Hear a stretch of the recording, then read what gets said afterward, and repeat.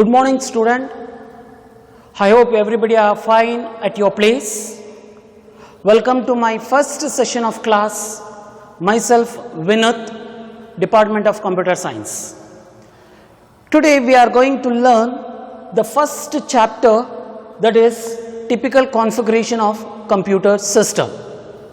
Before going for the exact topic of the second year, let us recall some few topics which we have studied in the first PUC. In first PUC, we have studied the first chapter, which is nothing but overview of computer system. That is the outline of the computer which we have studied, how those computer will be there, which are the computers we have developed, what are the classification of computer like that, and functioning of the computer system. In second year, a two topic has been introduced again for this chapter. As we know, the computer is an aid for all the mankind in today's generation. In today's generation, in all the streams, we are start using these computer systems because it makes our work easy, fast, powerful. Calculations can be done from this computer system. Then what are the components required to construct or to develop or to build these computer system? We required a four components. The first component is nothing but called as hardware. What is this hardware? The hardware is nothing but it's a physical component which we can able to see and touch. These electronic components are used to build the computer system, but directly those components cannot be able to work by itself. Therefore, we have to use a additional supporting element called as software. What is this software? The software is a set of instructions which specifies the work for the hardware, what to do, how to do. This is also acting as an interface between the hardware and the user. When user pass the instruction, the software will be going to guide the hardware that how the work, what the work it has to be processed. But only if you are having hardware and software, your computer can't able to work, or your computer cannot be able to process. Therefore, we require the third component called as data and information. Data and information. What is this data? Data is the collection of elements like raw facts, figures, statistics from the outside the world of computer system. These data are feed into the computer system and we are going to process by using those data elements. But according to the protocol, first whatever the data you want to put into the process, those data has to be stored initially in the main memory. From the main memory, the CPU will be going to access and process the job. Once the job is completed, those data elements are converted into a meaningful information. This information are presented as an output, which is also called as result, also we can able to call.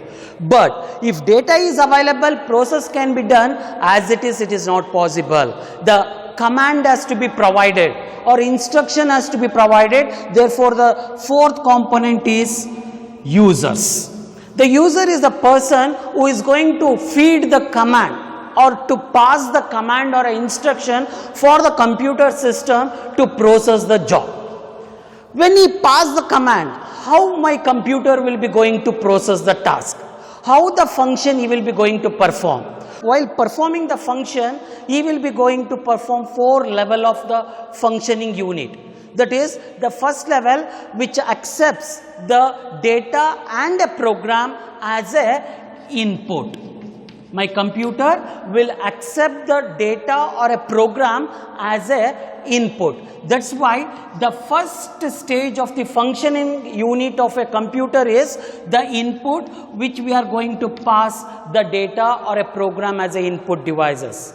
These input block have the capacity to convert the human level language to the machine understandable language. This level, it is going to convert the given data into machine level language. Once the data is fed by using the input devices like keyboard, mouse, scanner, joystick, etc. By using this one, once if you feed that one, initially this will be going to store it in a memory unit. Memory unit is the main unit where all the data are stored in this one. Memory unit. The memory unit is nothing but it is a storage unit of all the information, intermediate result and output information which we are going to store. Here the memory is classified into two types, the primary and the secondary memory. The primary memory is called as a main memory. Before processing any task by the CPU, the data has to be stored in the main memory. Through the main memory, the CPU is going to access those data elements to process the task. Here RAM and the ROM are the two main memories which is available under the memory classification called as primary memory. They are temporary in nature, but we want to use those data for the future use or a further requirement. Therefore, we are use an additional permanent memory storage called as secondary storage, like flash drive, CD, hard disk. Like the different devices are available which behaves like a permanent storage called as secondary storage. Once the data are stored in the main memory, this has to be accessed by the third block called as CPU. The CPU is the main cabin of your computer system where exactly the task process will be taken place. This CPU is classified into three blocks. The first block is called as CU, which is nothing but control unit. The control unit is the major operation which it is going to perform the controlling, automatic controlling of execution of instructions. Not only controlling the execution of instruction, it is also coordinates what type of instruction, what is that instruction, how it has to be executed, how the logical series of steps has to be divided. Everything will be coordinated by the control unit. He is not only manipulating the execution, he is also coordinating and organizing the execution of instructions. Once he is organized and coordinate, that has to be sent for the second block called as ALU, which is nothing but arithmetic logical unit. Because what data we are going to transfer to do the process, based on that one, these two operations which we are going to perform. Arithmetic is nothing but where we are going to use a mathematical calculation like basic operations called as addition, subtraction, multiplication, division and modulus. Already we have studied modulus regarding that in the first year. Logical unit is nothing but where the data which we have passed, which produce an information in the form of true or false, yes or no, 1 or 0. In this format, the result will be passed, and also you are all studied in the first year like a selection constructor. If else, if. There, if you pass the condition, you are going to choose any one of the statement as an output statement. This is the unit which we are going to use to perform the calculation based on the coordination of the control unit. But whatever the action taken place during the execution of one cycle, the complete information of that cycle of execution will be stored in small storage unit, which is also called as CPU storage unit, which is nothing but called as register, which stores the intermediate data, intermediate processing, and the final result it is going to use it. This is interconnected for CPU also. Okay, register is the small capacity of a storage which is also called as a CPU storage. It is a temporary in nature where it is going to store the intermediate information. That is what data we are using for that particular cycle of information and how the process will be taken place, and the output result will be going to store it. Once the job has been completed, this register again it is going to pass it to the main memory. This result will be going to store it in a main memory. From the main memory it is passed to the final data, which is nothing but an information, which is nothing but a meaningful information. Data, that is output, which is nothing but a meaningful information which is going to pass by the CPU, which is also interconnected for the CPU. Clear? This is a functional unit which accepts the input, stores the input in the main memory, produces to the CPU to process the job, and controls and coordinates by the control unit and performs by the ALU, and finally the register what it is going to store in the intermediate data, that it is going to pass it for the output devices like monitor, printer, speaker, etc. We are using those devices to produce or to present the output result, which is nothing but called as information. This is regarding a basic review which you are all studied in the first year. But in this year we are going to study the configuration. What is this configuration? What type of hardware we require? What type of electronic equipment we require? What type of hardware elements we are going to use to make our computer feature to be improvised, or higher end feature of computer system if I want. What are the electronic components we have to use, and how those components will be there, where those components are placed. That regarding the electronic hardware components, in the second year we are going to study about that one. In the overall functioning unit of a computer, the CPU is the main unit which is called as a brain of the computer, where exact task will be taken place in the CPU. Then what is there in the CPU? What you are going to outlook of the CPU, that is called as a cabin of the CPU, which is called as a cabin of the CPU. Inside that cabin we have placed an electronic component which can able to support my project, and we can able to use the computer system in an higher end version. To improvise the feature of my computer system, we are going to place the hardware. Inside the cabin of CPU, we are going to place a hardware. What hardware we are going to place? I hope most of them have seen already what it is there inside the cabin of CPU. The main component which we are going to use to perform the computer system inside the cabin of CPU is called as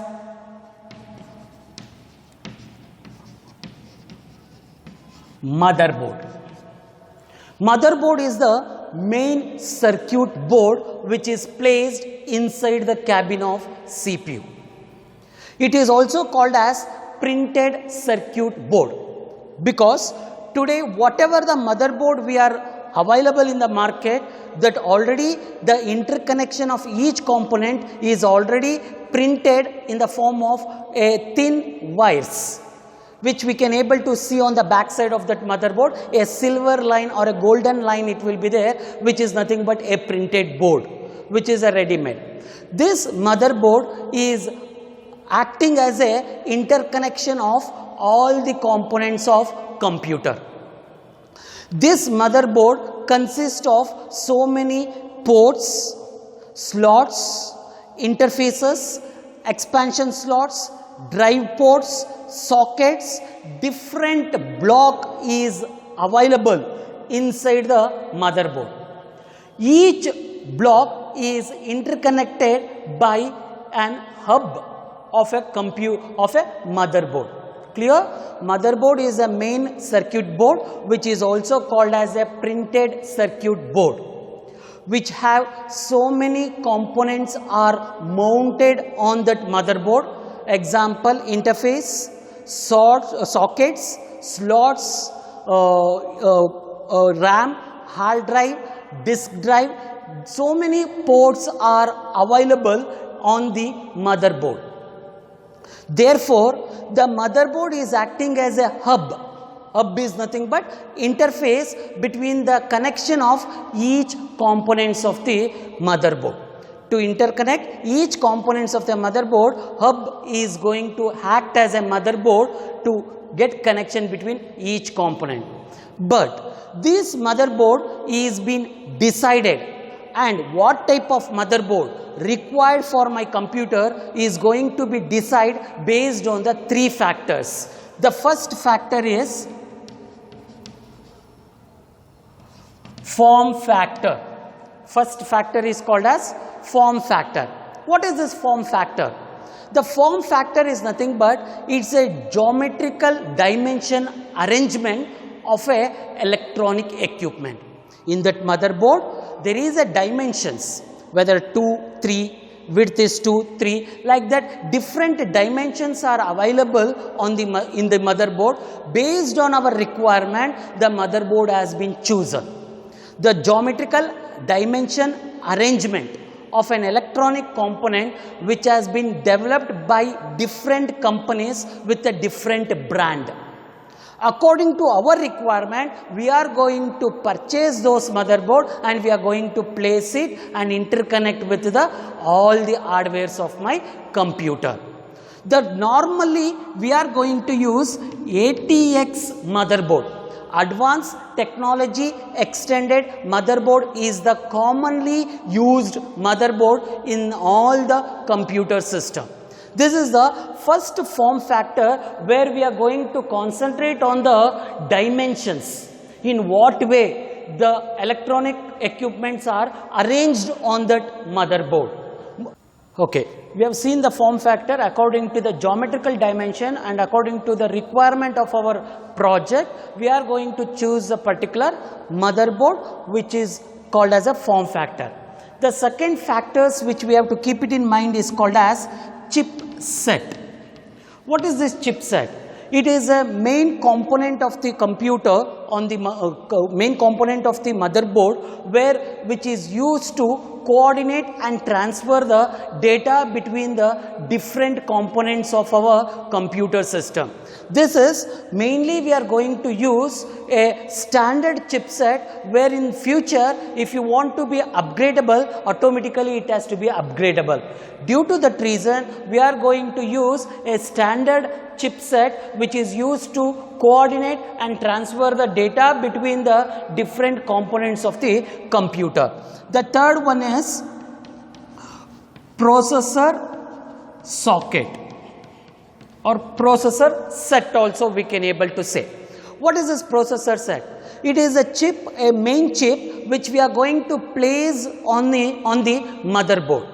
This can be available either vertically or square format of chip is available, where we can able to place those processor chip on that place where the exact task will be taken place. This is the three factors we have to keep it in mind: form factor, chipset, and the processor set or processor socket. This is 2 marks question. The form factor is an geometrical arrangement of electronic equipments.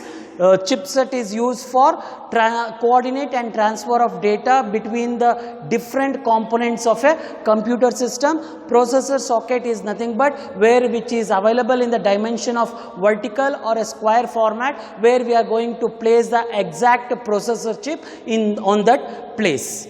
Then what are the types of motherboard is available?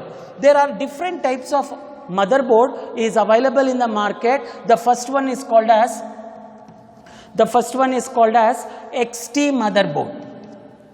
XT stands for extension technology motherboard, which is the oldest model of motherboard, which is have the low insertion force. That is, the processing speed is very slow and very late it is going to process the accepting of data, and producing the result is very low. The low insertion force socket is available, and it is having the dual inline memory module, and it is going to follow ISA architecture. Dual inline memory module means where two lines of memory module will be available, where it is can able to transfer a little bit slower, but it can be able to transfer the data from one component to other component. What is this ISA?